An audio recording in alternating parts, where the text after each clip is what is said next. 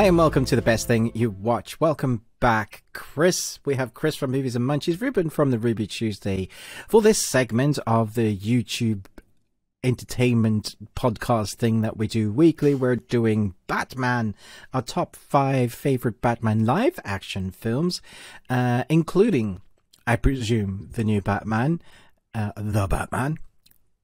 And then in our The Best Thing We Watch segment is going to be that extra bit on the podcast wherever you listen to podcasts. And we're talking about the best thing we watch, what we're looking forward to.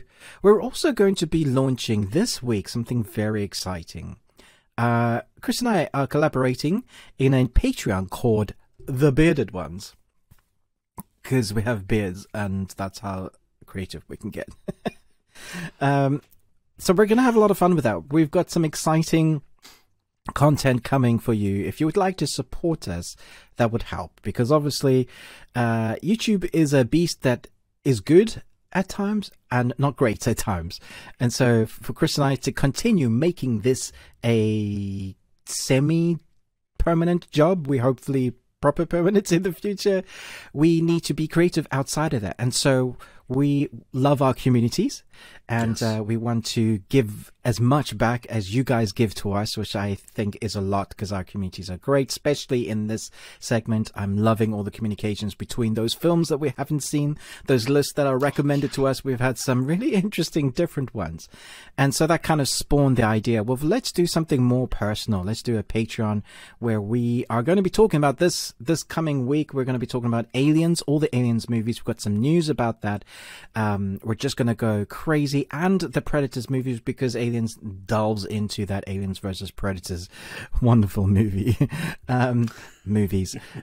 And so yeah, we have some story time, so that's going to be interesting. Look out for that. We'll be posting on our various social media platforms as well as our own YouTube channels, so you can see where all that information comes. I'm very excited to do that with Chris. I think that is all the news, like kind of the intro bit. Sorry it took so long this time, but I'm very excited about what's, that coming. But why does Batman hate camping? Chris? I don't know why. Poison ivy. Okay, sorry. I'll do another one. That was terrible. Okay. Where do Batman's fish live? In the bathtub. I have no idea. Oh, I like that one. That's terrible, but I love it. Did you Google worst Batman jokes ever again? I might have. How does Batboy become Batman? He has a bat mitzvah. And that will be all from Ruben today. Sorry, guys. I'll see myself out. Oh, thank you for joining us. This has been quite the show. We'll see you next week. And we had one viewer, and they've gone.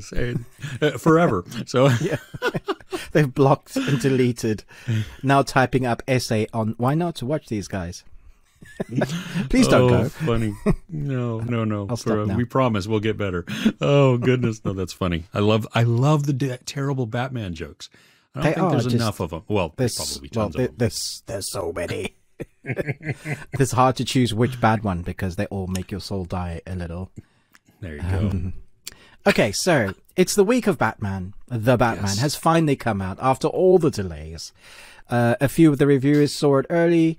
A couple of people leaked their review early, and then Warner Brothers blocked their reviews.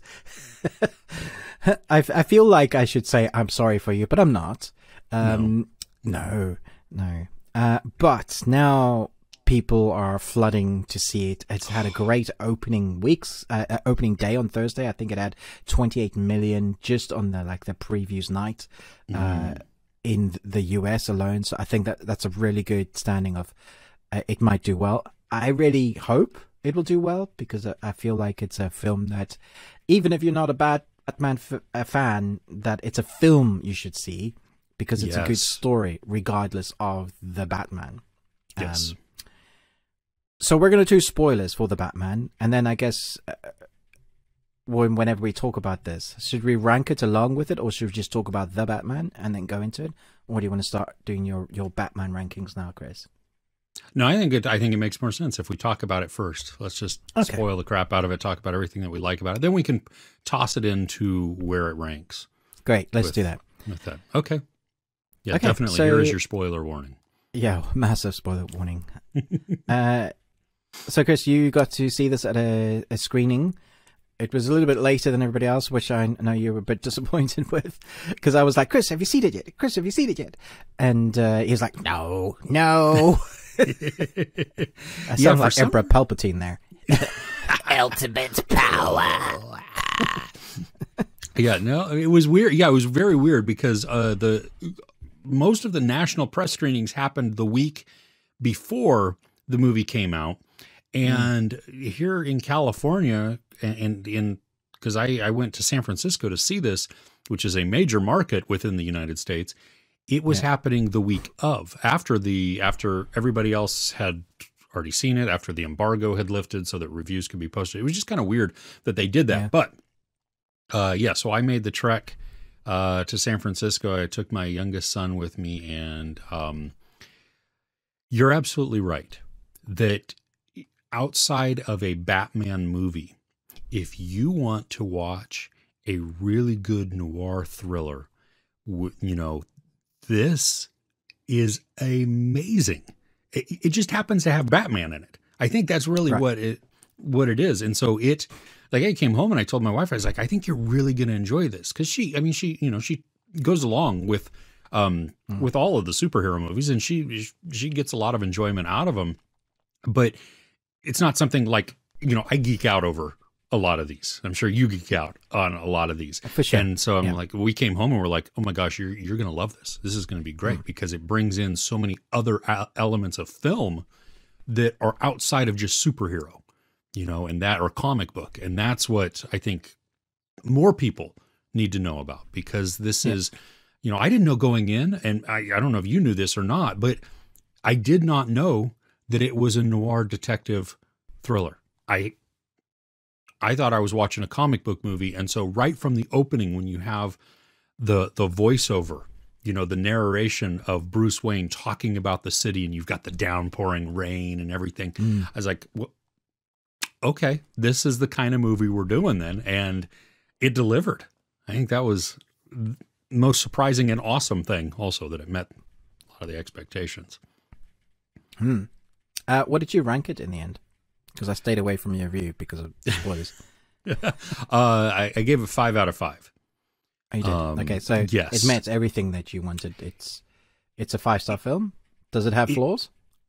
It's not perfect. No, it's not perfect. But that's also part of the, at least for me, when I rank a film, the feeling, the emotion, the enjoyment has to come into that also, not just from technical type of thing, because I'm not just looking at this as somebody who is just going to dissect the film that way. Is this worth watching? Is this worth outputting money to then see? Absolutely it is. I mean, there were some parts for me, which it was funny because I watched a whole bunch of other people's reviews after I'd already done mine. So on like Wednesday and Thursday, I was watching other people's reviews, and I did not realize that Matt Reeves had used David Fincher as kind of a, especially Zodiac and Seven, as kind of some inspiration for building some of this story, because I noticed a lot with the Riddler, the way the Riddler is set up, the way that even a lot of the scenes play out, that they felt they felt a lot like Seven. Now I think Seven did them better in certain aspects, and there were parts of, I really wish, and I don't know about you, but I really wished Paul Dano had not been shown in the diner scene in the trailer, in the movie trailer. Because we go the majority of the movie never seeing his face. Yeah. And how awesome is that to know who this unhinged person is? Because I don't even think there's opening credits other than the Batman, and then, so it would have been, I think, from that kind of thriller angle, from that detective mystery, that you keep that hidden also, so that don't let us know who the Riddler is. Let that be the biggest part of the intrigue as we go along. And then you see this brilliantly unhinged dude who's wreaking havoc. Mm. What did you there were a got to few see it. parts. Oh, Yeah, I took my wife to watch it, and she was like, "Yay, a 3-hour Batman movie!" Woo! And I was like, "It's gonna be good. Come on, it's Matt Reeves. You like his stories. He's not gonna be happy, you know that much. But when is Batman ever happy? No Batman film is happy apart from the way back in the slapstick. Those ones. Yeah. They've all been just dark and broody, and my parents are dead and I'm an orphan. I loved it, but I also had issues with it. I did feel the time in parts, and I thought there were clear scenes that didn't need to be there at all. An example, at the end, we're having Catwoman and Batman say goodbye to each other. And then we have them say goodbye to each other again, because we follow them on their motorbikes all the way to the crossroads, and then they go left and one goes right. But we had already had a really great scene of them saying goodbye to each other, brilliantly lit up, silhouetted. You could have cut to something else, or just of his forlorn looking at a distance, which he does a lot in this movie. And so I definitely felt like there were redundant scenes because you wanted to have them in. Because I'm Batman, it just felt like I've got to add everything that I have. Because we know that they filmed over 200 hours of film making this. They had obviously ample footage, but I just felt like there were moments that they could have cut. That it's long enough. You're probably still going to be 2:45, but there were things that you didn't need to have in there. That's just my perception of it, because I was looking, I was like, well, why is this in the... We've already established this. So, okay, cool. I'm seeing more Batman on a motorbike. No big deal, I'm not hurt by it. Sure. But there were moments that stood out to me as well that I weren't expecting to stand out to me. For example, Batman being 95% on the screen. Like, it's not a Bruce Wayne movie at all. There's barely any shots of him. Like, very, very, very few Bruce Wayne. This is a Batman movie, and this is him being like straight out of the Detective Comics. In fact, there are a couple of graphic novels that this film is definitely inspired by, if not recreated some of those scenes on screen. So I think it'll keep fans really happy. But I would say Alfred. I really wanted more of his character. I felt without Alfred, Bruce Wayne, well, Batman doesn't come across as human or having any emotion. Although that is the big part of this Batman, is that he feels like he's conquered all of his emotion. Until that moment where we see him lose himself. He's screaming in his car, in the Batmobile. He's trying to get back to Alfred, and he's like, because for the first time he realizes he has something else left to lose, which is Alfred. He's already said, "You're not my father," and everybody was like, you're going to regret that later. He's actually your father. He raised you from 8 years old. That's your dad. And so I thought that was a good bit of emotional intent, which was definitely needed, because that was one of my issues that I had with the film, is that I didn't know really who to root for. I root for Batman because he's Batman. I root for Catwoman because she's Catwoman, but she's not really the good guy. And then we have Gordon. But everybody else in the city seems to be corrupt in some way. All of the cops, all of the good people are bad in some way.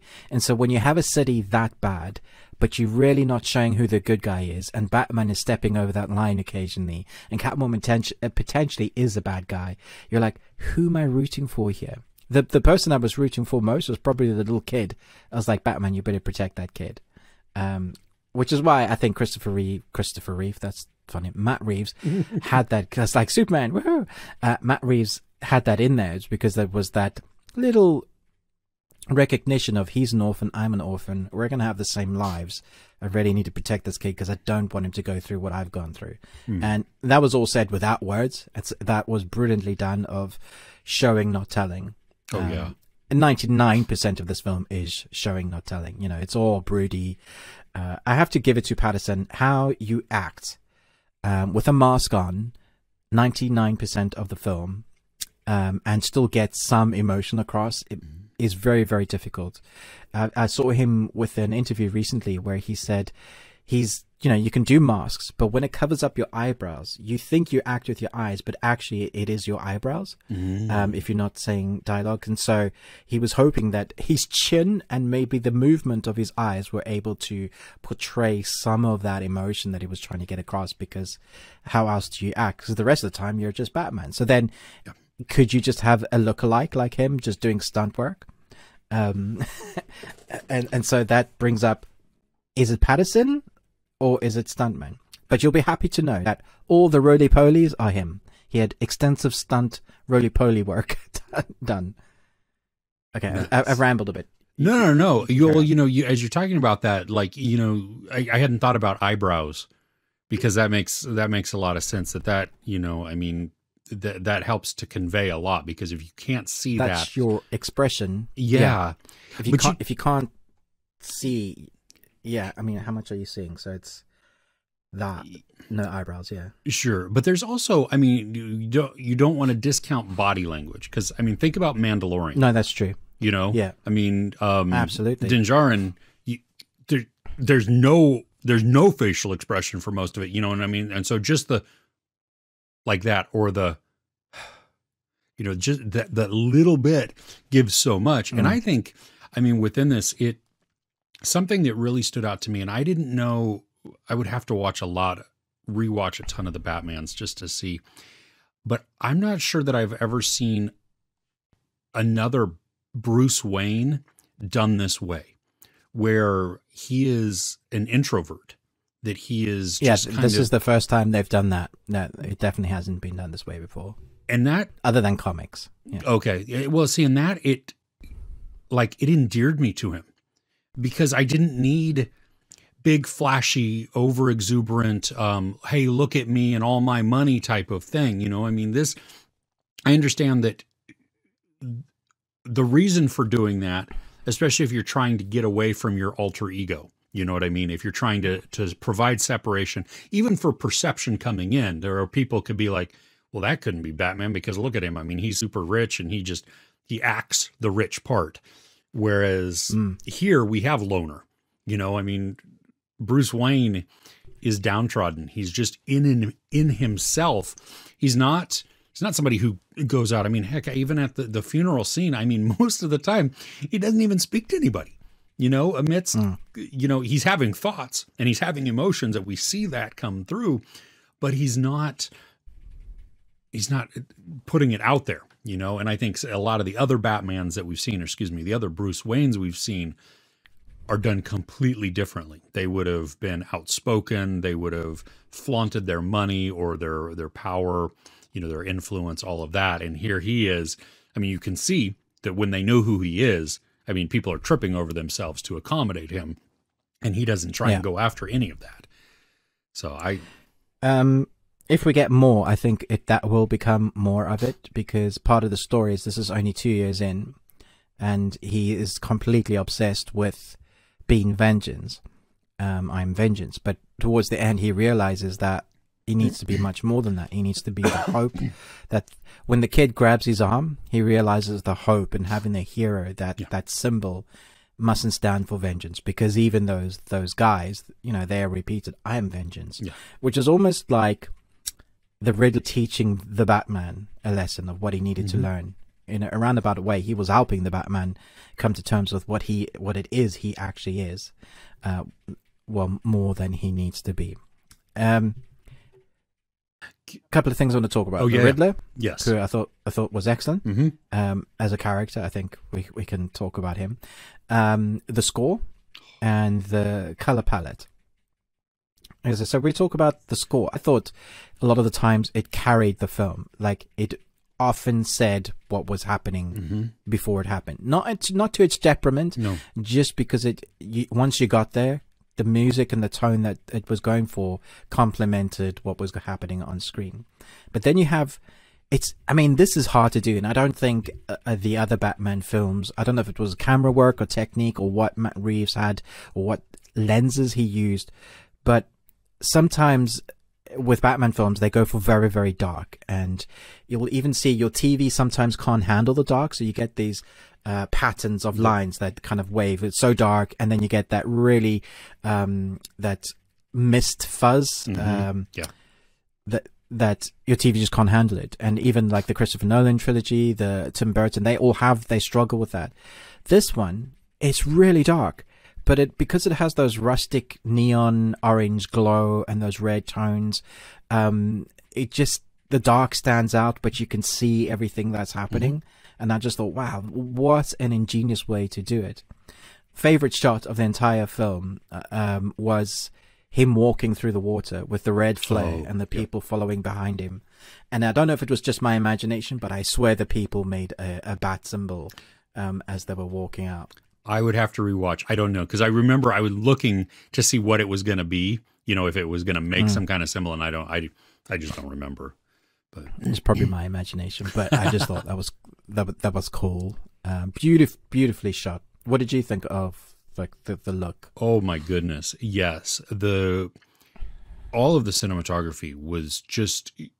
I loved the variation that he used within there, but kept it consistent, so that you never had like just this weird gimmick that was thrown in, that when he employed something, he did it several times, and then that made it very effective in conveying the emotion or just the excitement of a scene or the drama of a scene. I mean, so you take like the building top, the rooftop, or not really rooftop, but where the bat signal is, where they have, where they go. And sometimes you have, just some of these, we've seen them online, those iconic shots of the city skyline, and it's at either dusk or sunrise, something like that, where it is the oranges and the reds. And so you see it's not totally as gritty as it always could be. There's hope within this, but you have then, whether it's just Batman or Batman and Gordon or Batman and Catwoman standing there, you have them silhouetted a little soft on the focus, because the background has become the real focal point, even though they're using them, up close. I loved the use of all the different camera techniques within, take an action scene or whatever. How we will go from very up close, very shallow depth of focus, where parts of his face are in focus and everything else is just blown out with softness, to then not sitting on that for an overly long period of time. Yes, we get it. We're intimate now with this shot, and then it transitions, and it could go from a medium wide shot, or even, some of those following shots that we have on like him on the motorcycle or in the, in the Batmobile, where the camera, you can totally tell they've rotoscoped out the actual camera, or they're following along just on a set crane type of thing. However they did that, and then it throws us inside, and then it throws us to looking back at the character as they drive. It was, and as I say that, it sounds like there's so many quick cuts, and it didn't do that though. That was the other thing, that they sat on things long enough so that you get a feel for what's going on, so that you're immersed in the scene. And take even one of the beginning fight scenes in the subway, where it's the rain, which also is just a great setup, from the whole voiceover talking about how, the city, the criminals are afraid that he's in the shadows. The symbol and the narration of that, of what he is so good. Yeah. So good. Yeah. So then when he does come out of that, I mean, because the one dude who's got only the half painted face, I guess maybe he hasn't totally become part of the gang. I don't know what's going on with him, but the initiation was his initiation. So he knows, and he's like freaking out. You know what I mean? But the way that the camera then follows, and when Batman, I mean, he takes out first that one dude, the leader dude, but then we don't have to see the blows land. You know what I mean? The camera locks down, and we see Batman going up and down and doing the punches. And just briefly, the sound design, especially in like that scene, oh my gosh, you felt that accentuate the thuds and the force and the motion that he does. So you hear the whoosh and the and just it like it was like boom, you know. So you're right there, but then the camera, after he's done that and he's like, I am vengeance, you know, then it pulls back to show us the whole subway scene and the fight take place as they all try and jump him like that. And so just, I think all of the varied camera angles, the camera techniques that were employed here, it lended itself to so much visual interest also, because like you said, you know, this is showing, not telling a lot of the time. And so it's really just, it's letting us be immersed in this, giving us the right emotion, you know, and figuring out not figuring out. I mean, it's just, it's telling us the story, and we are just like, at least me, I was getting sucked in each time, you know, despite there being weirdness or something like that. And the score, even the inclusion of Ave Maria throughout the movie was, very it was an emotional trigger, you know what I mean? It was also a clue for what was coming or whatever, but just the different ways that it was presented, you know, sometimes it was very subtle. And then even you have, I mean, Paul Dano at one point singing it. I mean, it was very effective.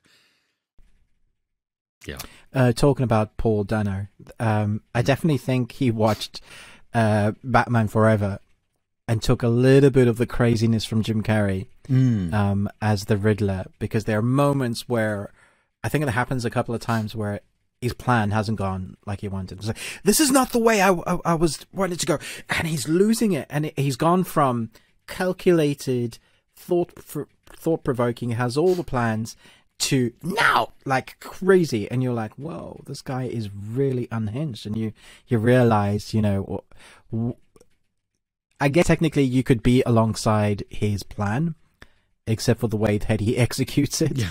So he's bringing about the truth of the underbelly, the darkness of Gotham, and bringing it to light, which is good.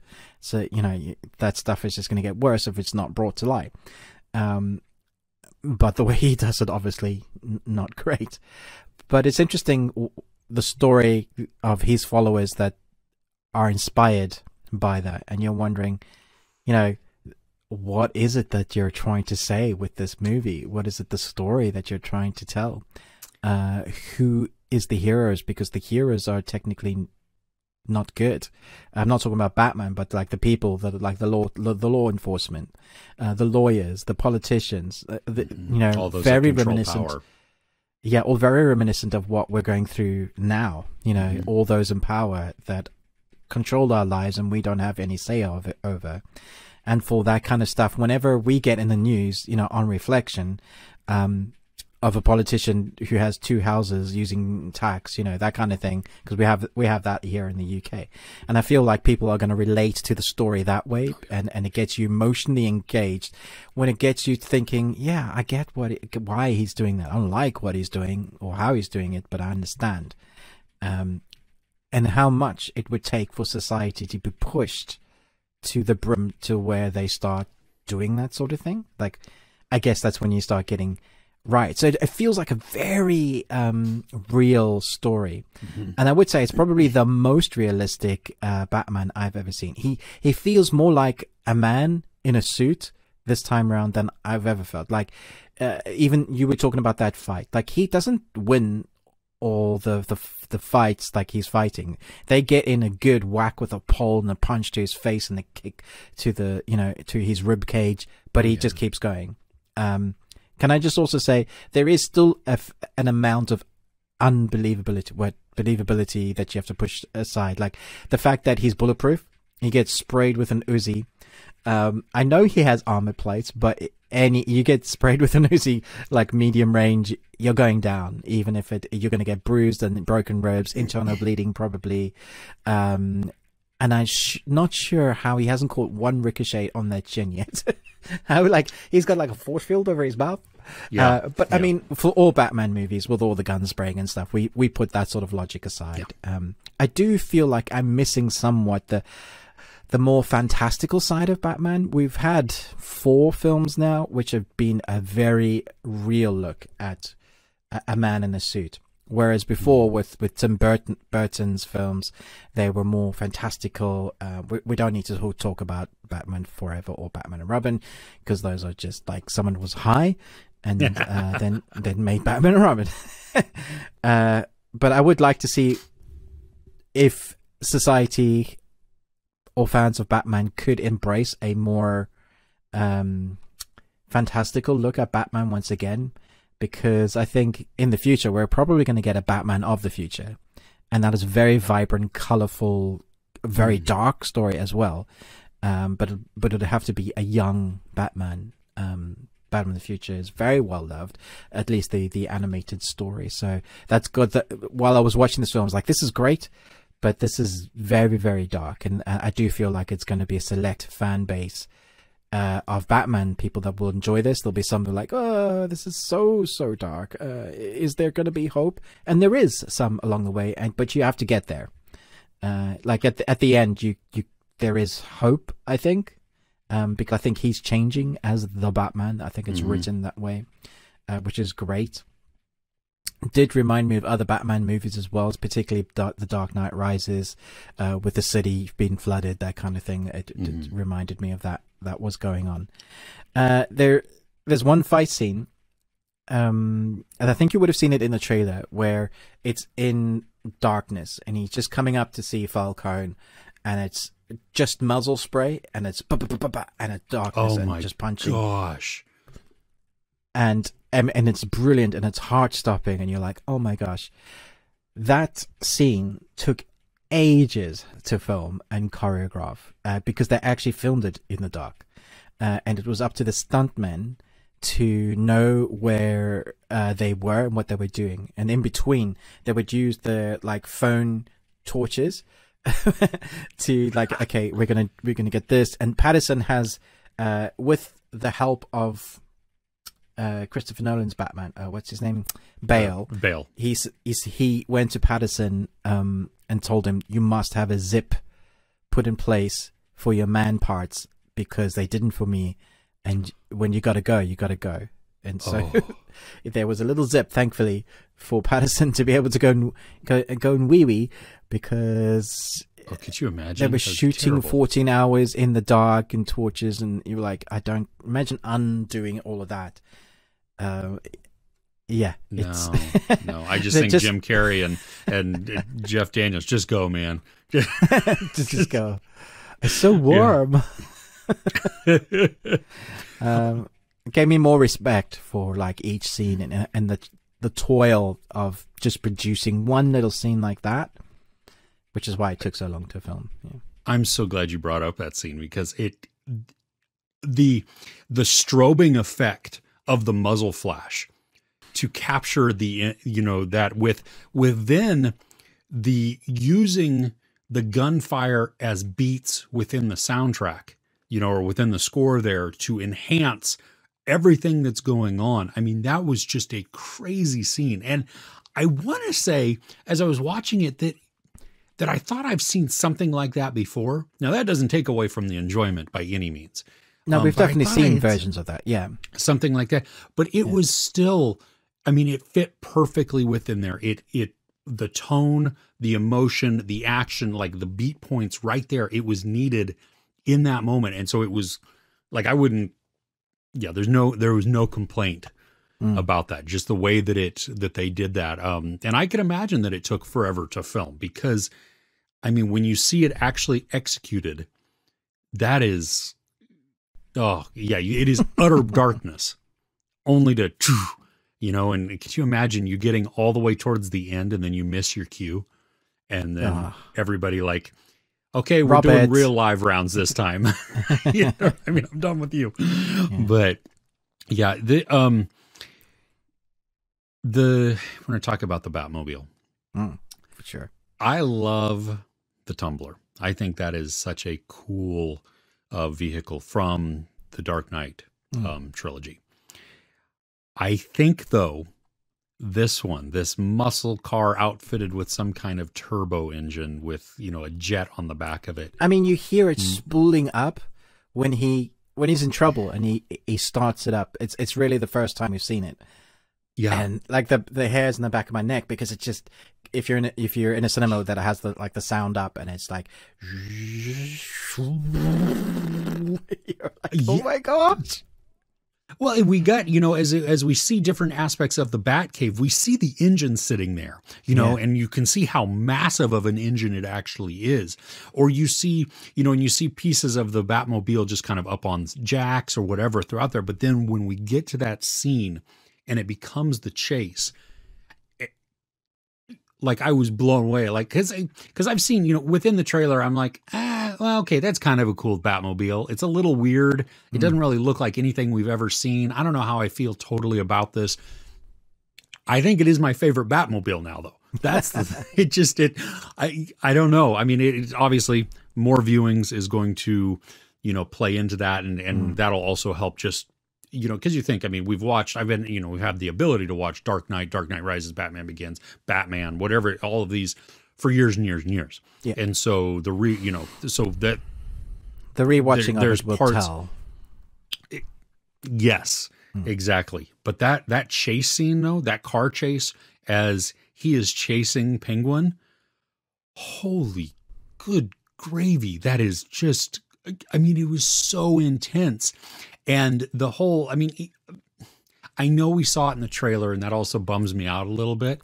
Yeah. But at the same time, it didn't diminish my excitement. And maybe that's because I stayed away from most of the trailers. You know what I mean? Yeah. I saw the very first trailer, and then I got the really long Catwoman trailer whenever I went and saw whatever movie I saw.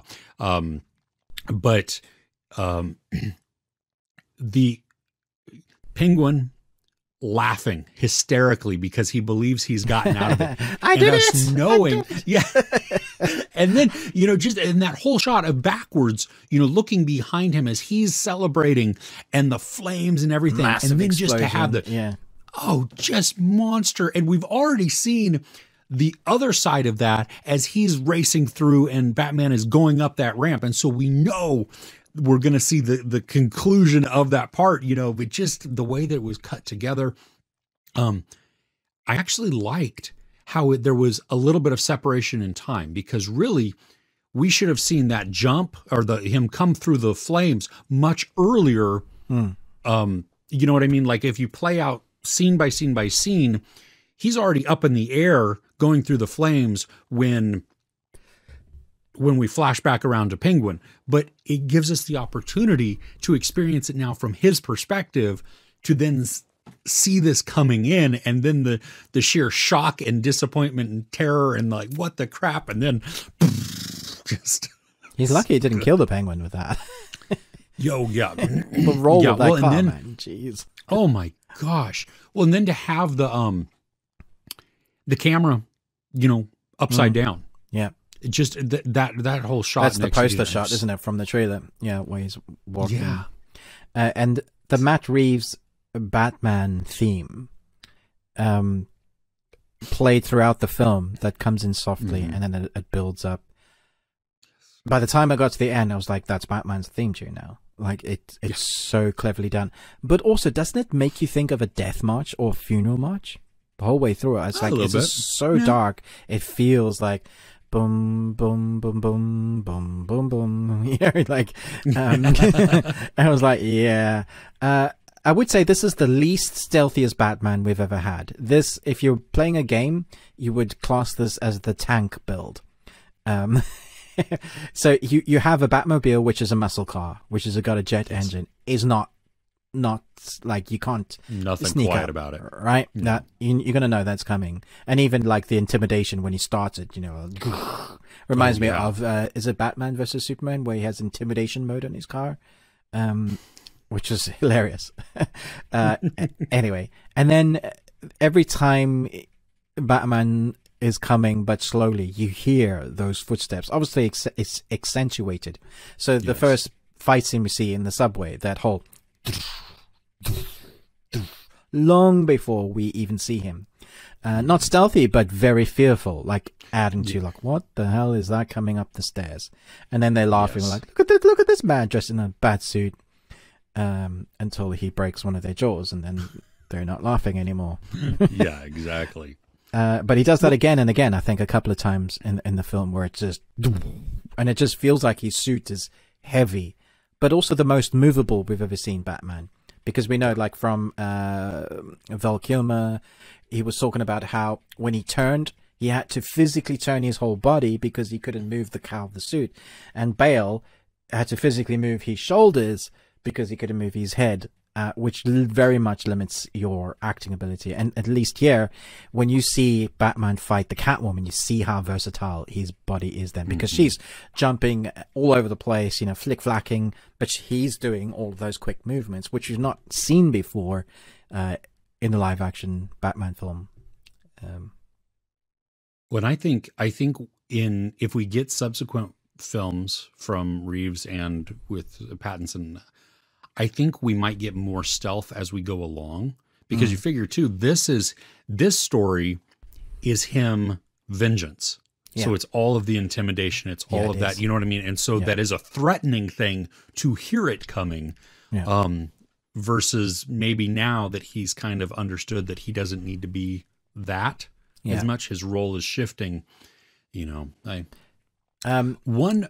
carry on. One, I don't know, it's not really a weakness, but it was something that at least I noticed in the film. I thought the film was wrapping up earlier than it did. Yeah, it had like a Lord of the Rings, Return of the King 3 ending sort of thing. Yeah. Now, I'm glad for the rest of the ending, because, I mean, like when they capture Paul Dano, I thought it was over. Now that's not as satisfying, I mean, by any means, because there's still another climax to come, and that becomes very exciting in that whole fight, that whole action sequence with the town flood, the city flooding and everything. But but I also thought that was coming to an end there.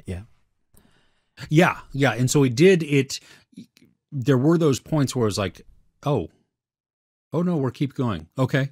And it was a big scene, like there was still the big scene to come, and it felt like that was coming to the end. You were like, oh. Yeah. What were you going to say? I don't know.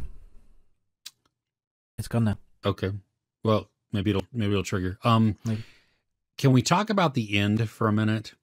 Yes. The Riddler and the laughing. Yeah. Okay. So Barry Cowan he was like mentioned as, or like credited as like some cop or something like that, even though he's what we presume to be Joker. I mean, because we can see the smile on the face within there and everything else. I did find it interesting that he was one of the main people in the end credits as credited. It wasn't in the scrolling ones. He was in the ones that flash first. Maybe a very unpopular opinion. I don't know. I'm tired of the Joker. No, I agree. 100%. It's one of the things I said to my wife when I walked out. I don't want another Joker Batman. There are so many villains to choose from. We've had great versions. Nicholson, Heath Ledger, incredible Jokers. Can we please do a different villain? That's what bothered me, I think, the most. Like if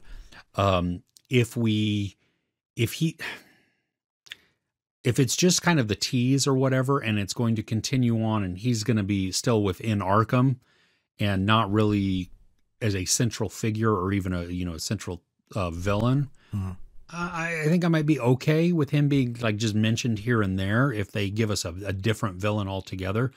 But I'm done. give us some time away from the Joker. Because I thought the Riddler was good. That was different.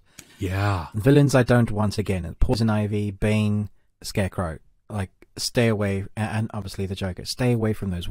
There's a cornucopia of ridiculous villains and really great ones that I'm really hoping they do the Court of Owls. There's a storyline there that hasn't been done properly in live action, which is really ruthless.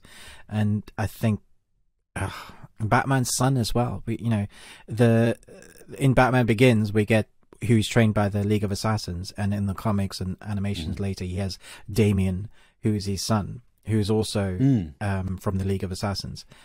And eventually they are pitted against each other, and it's that whole conflict of what does that mean? Because, whenever he's had a Robin, they've always done that because Robin is good and much lighter than Batman.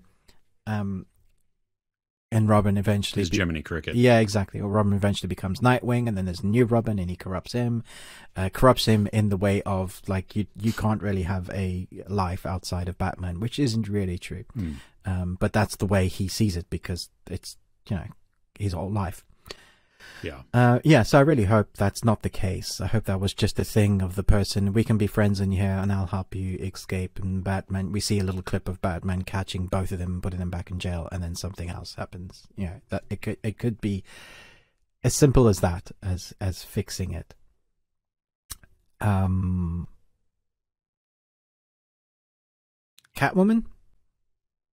What did you think of her? I loved Zoe Kravitz. I thought, I want more of her. I wanted more of her backstory. You know what I mean? Like, we got little hints here and there. And then, we obviously get her, why she is against Falcone, that makes sense. Just as her dad and what he did to her mom, all of that. I liked their dynamic between the two. I think what stood out to me also is how damaged that Selena Kyle is. Yeah. That she's she is a wounded person also. Now, that doesn't mean that she's weak by any means. We see how fierce she is and how powerful she is. But you see that there is, she's carrying a lot of baggage, and that makes her a very parallel to Bruce Wayne, carrying all of this baggage, hiding behind the mask, doing things that they feel they should to get by in the world for whatever reason that is. And so I want more of her. I liked them together. I think that's the other thing, that obviously we did not see Selena Kyle and Bruce Wayne together. And I'm not sure that Bruce Wayne really, as Bruce Wayne, at least with what we've been shown, is ready for any type of relationship. That would last like 2 minutes. He wouldn't be able to handle talking. He's not there emotionally or anything else. And maybe that's where we'll see him go. Yeah. Because now that he's softened a little bit, his worldview has changed some, and then he's, what we believe is, he is becoming or seeing the value of Alfred in his life. Yeah. And what that means to changing him as a person. And so then, you see some emotional growth there, which then allows them to maybe to come together, because at some point, if they're, there's an attraction there between the two. But Bruce Wayne, and then translated into Batman, still doesn't necessarily know how to deal with that. Yeah. And needs to keep her at the arm's length. And so I think at some point there can be we can work together. We can be together, maybe. I don't know. What'd you think of her? Yeah, I thought she was really great. I'm a huge fan of Michelle Pfeiffer. I think she's still my favorite Catwoman. I thought she just personified that role just perfectly. But Zoe Kravitz, she's, I think, found her feet in a role that is hard to fill, to be human but also badass. The physicality of it, as far as I can see, because we see much more of her, it looks like she can handle herself. But we've seen her in a few other action roles, and we know she can handle herself, so that's interesting. But we've also seen her in really dramatic, deep thinking roles. I think there was one on Netflix recently called Kimmy. Pretty sure that was her. About that HBO Max, yeah, well, at least in the US. Oh yes, yeah. And that was interesting to see her play with some like more deep psychological stuff. And so I was looking forward to her in this role. But yeah, I thought the chemistry between them was there without it being forced. It just felt natural. Mm. But for me, the best chemistry on screen was between Jim Gordon, and the Batman. I just thought they had found something that was so good, like not chemistry, romance, but as in like respect for each other. The way they talk, they spend time on screen when they're at on a scene together. Seeing Jim Gordon and the Batman was like, it was as if I was watching one of the great Batman detective. So we have those, I think there's 5 seasons of the Batman in the 90s. Yeah. But that's very well loved and sought after. You know, you can buy them on various versions now. But it felt like a couple of those scenes you were watching directly, like as if it was translated into live action. That's what those scenes were, you know. The broodiness and the dark voice. I'm glad that the voice wasn't as bad as Bale's, because sometimes Bale's, it's hard to understand what he's saying because he's so deep. Oh, yeah. And considering how much dialogue there is for the Batman, because we've never had the Batman speak that much before because he's on screen 95% of the time. Yeah, I thought that was the best relationship. Did you find that, or what did you think? I really did like it. I loved the mutual respect there. And I mean, we saw it a little bit. Think of like the Dark Knight trilogy where you have Gary Oldman. I mean, he invites Batman in to investigate and to see things. But in this, I mean, you see Gordon defending and standing up. And I mean, gosh, even when Batman is accused, you know, in the surrounded by all those cops, and you know, he's whispering, almost muttering under his breath, you know, you're gonna punch me. Now there could have pulled your there punch. was a point, yeah, exactly. in that line delivery, Jeffrey Wright he got a little, I don't know, there was a little bit of bravado in his voice or something that it actually made me chuckle when I was watching it, because it went from him delivering his lines to almost a comical delivery. It was very weird, and it was only in that little brief moment, and no other time in the film did I get any sense of that. And so I don't know if he had like almost the swagger to his voice, which was really weird. But I loved him, you know, being on the scene, them two together, and, you know, the cops like, you can't be here. And Gordon just gives the look, or is just like, come on, or the pulling of aside, you know, to have a conversation, to discuss. I mean, they were colleagues to some degree. And that, I think, I don't know. Yeah, that chemistry really did work also. I liked that we got to see more of him, because that's always been something, at least through the Dark Knight series and then into this one, the relationship between Gordon and Batman.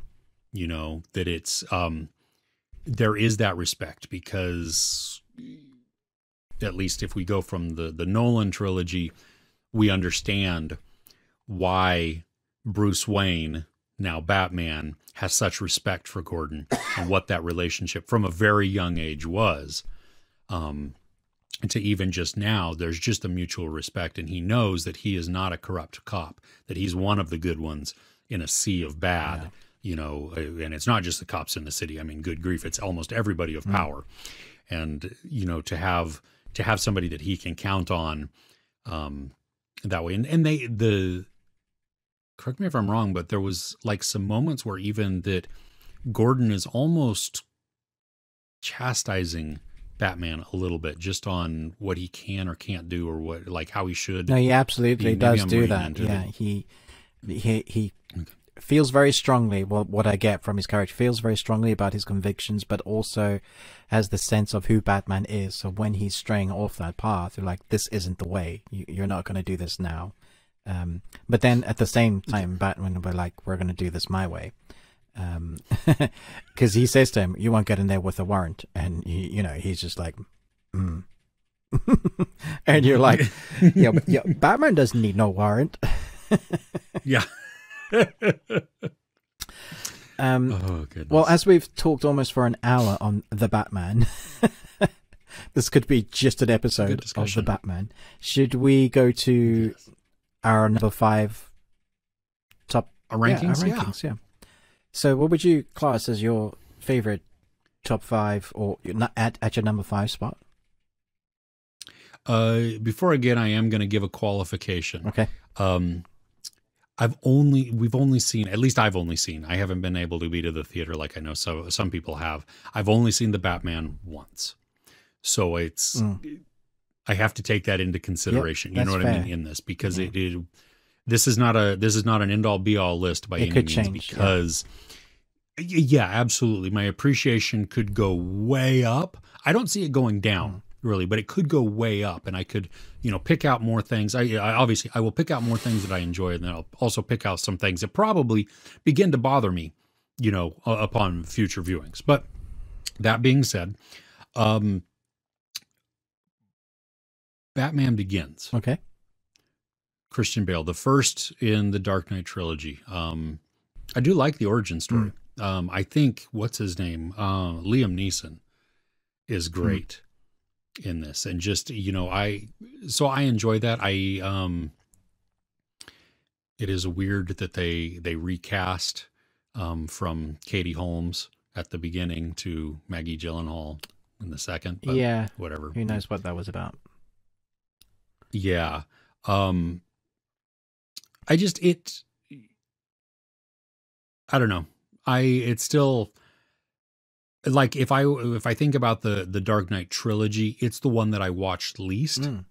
Only, and not because it's bad by any means. It's just, I think I don't, kind of like Spider-Man, I don't need to see as many origin stories anymore. Yeah.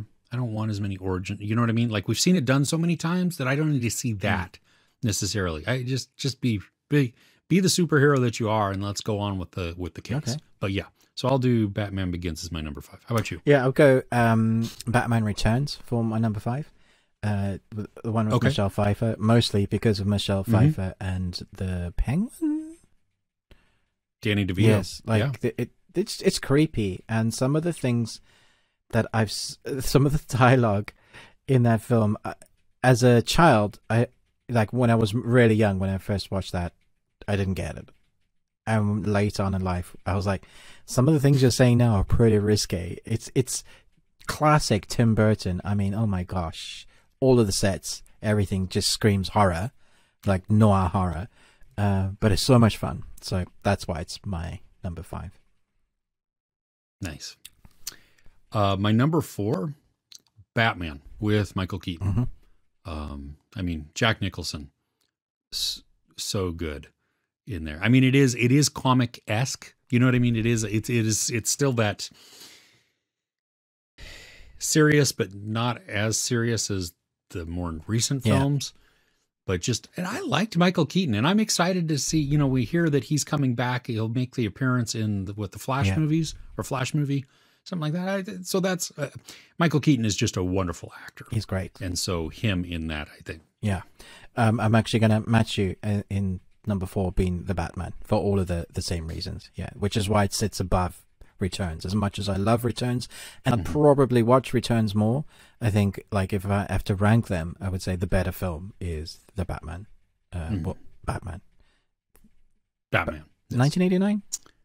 Is that right? Yeah, I think so. Yeah. Cool. What is your number 3? All right.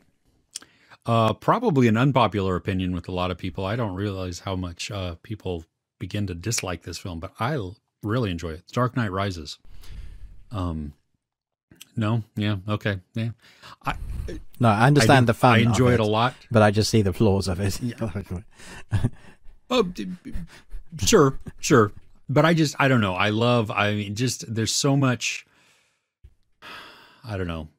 I'm not sure if I took it as a standalone movie outside of anything else, would it be as good? No, but then also it's not meant to be. You know what I mean? It is a third in a trilogy. So it's wrapping up a storyline, and it's building off of what has already come.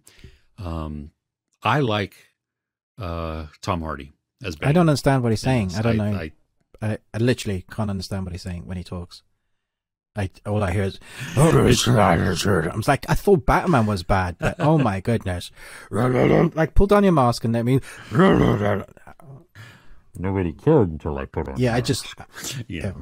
I was born in the dark. Were you? You were born with a muffler. I know that much. But no, the fire rises. I do like him as Bane. I would like a standalone Bane movie. I think if you read the comics, it's a really interesting story, and again, much darker.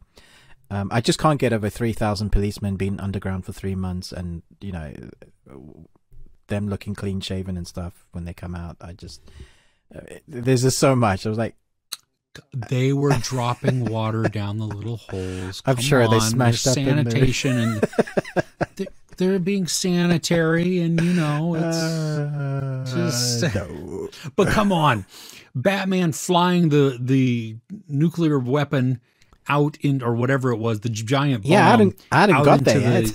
How did he survive? Oh, because he had autopilot. Sure. He ejected way before it was established. No. You know, he got out, but he didn't have enough. The radius of the fallout. I don't know. But see, he went under the water because while it would be a concussive thing, the explosion happens above the water. So it's a different effect. The water is a much more insulating type of thing from that blast. I'm no nucleologist, so don't poo on my parade here. I'll quote you on that, Chris. That is science, everybody. Fact. You heard it here first by Chris. It's fact because I said it. There you go. I think I'm more miffed with Nolan that he teased that little bit he teased at the end, which is the movie I'd love to see Bale and Gordon Lovehead as doing that film together. Love it, because I think that would have been great together at that time. Now it's been so long it won't work, but I was just like, why tease that? What's the purpose of putting that in if you're not going to do something? Like, ugh. It is mean. It's very mean. But no, I get it. That's your number 3. I'm probably going to put the Dark Knight at my number 3. Yeah. Really? So I know this will probably be most people's number 1. I love it because of Heath Ledger's performance. I don't love it because it's so dark. It really takes me in a dark place. Like, I thought the Batman was dark, but for me, the tone of this film is much darker. It just feels like he loses, and it breaks the Batman. So much so, when we see the Batman in Dark Knight Rises, you know, he's just a mess of a man. And the fact that he gets whooped by Bane, I don't think he should have. Like, if he was in his prime and been able, he would have dealt with that. He would have planned better. But he gets his back broken because he just wasn't up for it. Yeah. You know, the Joker destroyed him. He lost his love. You know, it's dark, and so as much as I love it, it's not a film I can rewatch. Like, immediately when that film starts, you get that tone of it just carries on through the bank heist and the robbery. An amazing 11 minutes of opening, just genius. It's brilliant. But yeah, I was like, okay, I love this film, but I don't want to watch it that often. Fair enough. It is dark. I give you that.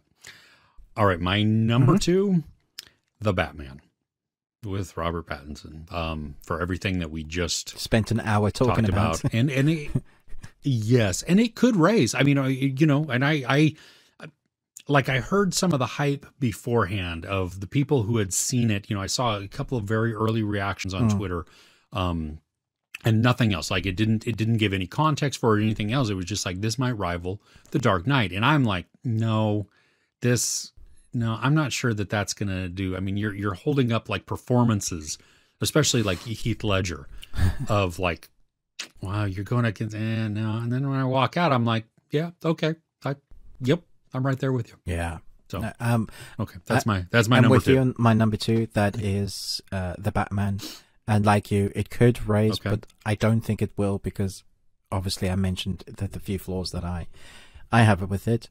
Sure. But it's also an amazing film, and a few months' time I'll probably watch it again. But it's,